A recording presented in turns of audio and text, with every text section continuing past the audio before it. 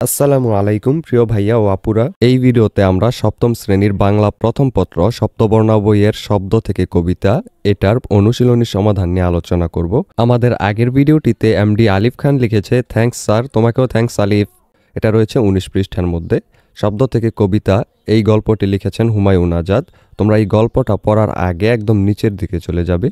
একদম শেষে তোমরা দেখতে পারবে শব্দার্থ ও টিকা দেওয়া আছে। তোমরা আগেই এই শব্দের অর্থগুলো খুব ভালোভাবে পড়বে, কারণ এইখান থেকে অনেক প্রশ্ন আসে টিক চিহ্নের মধ্যে এবং ক নাম্বারেও। আবার এই শব্দগুলো এই গল্পে কী অর্থে ব্যবহৃত হয়েছে সেটা যদি তুমি আগে থেকে জেনে যাও, তাহলে গল্পের মধ্যে গিয়ে সেই অর্থটা বুঝতে সুবিধা হবে। তো এখান থেকে ক নাম্বারে তোমাকে বলতে পারে যে নূপুর এই বলতে কি বোঝায়, তখন তোমাকে লিখতে হবে নূপুর অর্থ পায়ে পরার অলংকার, বা নূপুর বলতে পায়ে পরার অলংকারকে বোঝায়। এরপর টিকচিহ্নের মধ্যে তোমাকে এরকম প্রশ্ন করতে পারে যে নূপুর অর্থ কী। 1 নাম্বার অপশন তোমাকে দিতে পারে পায়ে পরার অলংকার, বাকি 3টা অন্যান্য অপশন দিয়ে দিতে পারে। সেখান থেকে তোমাকে পায়ে পরার অলংকার কিন্তু টিক দিতে হবে। এরপর তোমরা আরেকটু নিচে 22 পৃষ্ঠার মধ্যে থাকা এই পাঠ পরিচিতিটা খুব ভালোভাবে পড়বে, কারণ এই পাঠ পরিচিতিটা হলো মূল গল্পটা।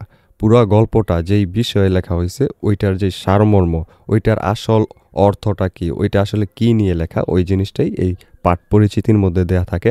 তাই তোমরা যদি এটা আগে ভালোভাবে পড়ে নাও, তারপরে যদি গল্পটা পড়ো, তাহলে গল্পটা কোন দিক থেকে কোন দিকে যাচ্ছে, আসলে কি নিয়ে লেখা হচ্ছে, সেটা তোমরা খুব ভালোভাবে বুঝতে পারবে। এর পরবর্তীতে তোমরা লেখক পরিচিতিটা একটু ভালোভাবে পড়বে। এরপরেই তোমরা এই যে পুরো গল্পটা আছে শব্দ থেকে কবিতা, এই গল্পটা 2বার, না পারলে কমপক্ষে 1বার হলেও খুব ভালোভাবে পড়বে। তাহলে কিন্তু এই অধ্যায় থেকে তোমার আর কোনো প্রবলেম থাকবে না। এর পরবর্তীতে তোমরা অনুশীলনী অংশে চলে আসবে 23 পৃষ্ঠার মধ্যে। এখানে প্রথম কোয়েশ্চেনটা হলো কবিতা লিখতে হলে প্রথমেই কোনটি জানতে হবে। এর অ্যান্সার হলো গ শব্দ। 2 নম্বর শুধু স্বপ্নেই সেসব জিনিস বেচা কেনা চলে। এ বাক্যে বেচা কেনা শব্দটি কী অর্থে ব্যবহৃত হয়েছে, এটা হবে ঘ আদান প্রদান। এরপর 3 ও 4 নং প্রশ্নের উত্তর দিতে হবে এটা পড়ে। এখানে বলছে চপল পায় কেবল ধাই, কেবল গাই পরীর গান, পুলক মোর সকল গায়, বিভুল মোর সকল প্রাণ। এটার আলোকে 3 নম্বর কোয়েশ্চেন হলো কবিতাংশে শব্দ থেকে কবিতা প্রবন্ধের কবিতা রচনার কোন দিকটির পরিচয় পাওয়া যায়, এটা হলো খ ছন্দের ব্যবহার। এরপর 4 নম্বর প্রশ্নটা হলো উপর্যুক্ত বিষয়টি নিচের কোন কথাটির সঙ্গে সম্পর্কযুক্ত, এটা হবে খ দুলে দুলে আসছে। এরপর একটা সৃজনশীল প্রশ্ন দেয়া আছে। এইখানে যেই উদ্দীপকটা দেয়া আছে সেটাকে তোমরা 2বার বা 3বার খুব ভালোভাবে পড়বে। তাহলে এই গল্পটার সাথে কিভাবে সৃজনশীল প্রশ্নটা যুক্ত আছে সেটা তোমরা কিন্তু খুব ভালোভাবে বুঝতে পারবে। তাই এই উদ্দীপকটি ভালোভাবে পড়ে নিবে। এরপর চলো আমরা সরাসরি প্রশ্নে চলে যাই। ক নম্বর কোয়েশ্চেনটা হলো কবিতা লেখার জন্য প্রথমেই কোনটি প্রয়োজন। এর অ্যান্সার আমরা লিখব কবিতা লেখার জন্য প্রথমেই প্রয়োজন হলো শব্দ, কারণ কিন্তু আমাদের এই প্রবন্ধটা লেখাই শব্দ থেকে কবিতা নিয়ে।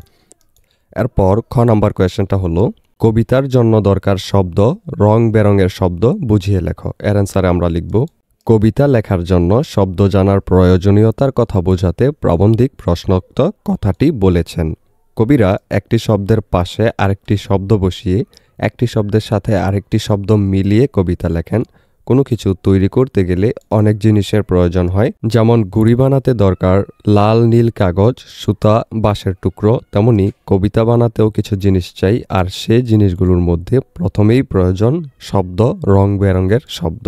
ভিডিওর এই পর্যায়ে তোমাদেরকে একটা আপডেট জানিয়ে রাখি, তোমাদের নিশ্চয়ই এক এক বিষয়ের প্রাইভেট পড়ার জন্য এক এক স্যারের কাছে দৌড়াদৌড়ি করতে হয়। এতে করে অনেক সময় এবং অনেক টাকাও খরচ হয়। কেমন হতো যদি একই জায়গায় সবগুলো সাবজেক্টের প্রাইভেট পড়তে পারতে, আর টাকাও লাগতো অনেক কম। সেই কথা ভেবেই তোমাদের জন্য 10 মিনিট স্কুল একটি অনলাইন কোর্স লঞ্চ করেছে, যেখানে খুব অল্প খরচে গোছানোভাবে সকল বিষয়ের উপর ক্লাসগুলো নেওয়া হবে। ডেসক্রিপশনে লিংক দেওয়া আছে, সেই লিংকে ক্লিক করে বিস্তারিত জেনে যদি কোর্সটি ভালো লাগে তাহলে আজই ভর্তি হয়ে যাও সেই কোর্সে। এবার চলো ভিডিওতে ফিরে যাক।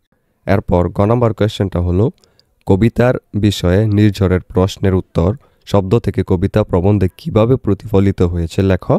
এরপর ঘ নম্বর কোয়েশ্চেনটা হলো মাহফুজার উত্তর শব্দ থেকে কবিতা প্রবন্ধের মূল ভাবকে ধারণ করে কি যুক্তিসহ বিচার করো। এর অ্যান্সারের উত্তরগুলো আমরা এখানে দিয়ে দিচ্ছি, তোমরা এগুলো একটু নিজের মতো দেখে নাও ভিডিওটা পজ করে করে, নাহলে ভিডিওটা অনেক বড় হয়ে যাবে যেহেতু অনেক লেখা। এখান থেকে শুরু।